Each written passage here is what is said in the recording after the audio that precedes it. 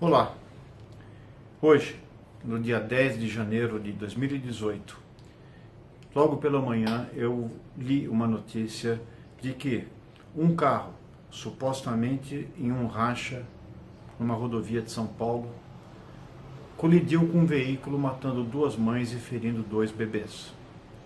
Bom, isso me fez dar a motivação para fazer essa aula. Hoje nós vamos falar um pouquinho sobre a importância dos acidentes de trânsito como elemento de agravo à saúde das pessoas que moram em São Paulo. Essa figura foi retirada do relatório da Organização Mundial de Saúde, que avaliou de forma objetiva as taxas de mortalidade por acidentes de trânsito em todo o mundo. A figura da direita mostra que nós estamos indo na direção oposta, ou seja, cada vez mais a proporção de mortes, as pessoas que morrem no trânsito no Brasil vem aumentando. A figura da esquerda mostra que as vítimas preferenciais são pedestres e ciclistas. O conjunto dessas informações indicam que, por exemplo, em 2015, que são os últimos dados consolidados, morreram mais de 40 mil brasileiros por acidentes de trânsito e os custos da manutenção de vida, os custos da perda de anos produtivos, os custos da pensão por invalidez para essas pessoas antes de morrerem, consumiu cerca de 1,2% do produto interno bruto de nosso país. No entanto, as cidades brasileiras também são muito desiguais em si. São Paulo é um bom exemplo. Eu falei anteriormente que São Paulo tinha uma taxa de mortalidade próxima a 10 mortes por 100 mil habitantes em acidentes de trânsito. Vamos ver um pouquinho mais como esses números variam ao redor de nossa cidade. Os grupos mais vulneráveis aos acidentes de trânsito são as crianças e os idosos. Essa figura mostra a taxa ajustada de mortalidade por acidentes de trânsito em diferentes regiões da nossa cidade. Por exemplo, uma criança na Zona Leste tem 5 vezes mais chance de morrer por um acidente de trânsito do que alguém que more na região oeste, por exemplo. Enquanto que no centro não se vê quase morte de criança em acidente de trânsito. No caso dos idosos, onde os atropelamentos são a maior fonte de mortalidade, nós vemos que essa taxa também varia muito conforme a região.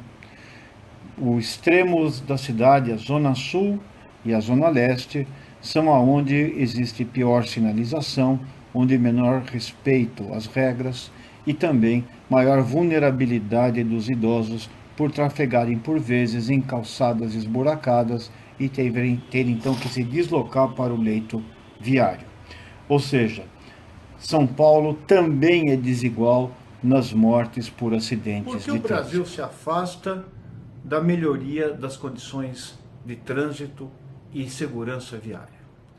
Primeiro, nós vemos que teve um aumento muito grande da frota que foi desacompanhado de investimentos em sinalização das ruas, da melhoria das estradas, e temos ainda um código de trânsito muito leniente.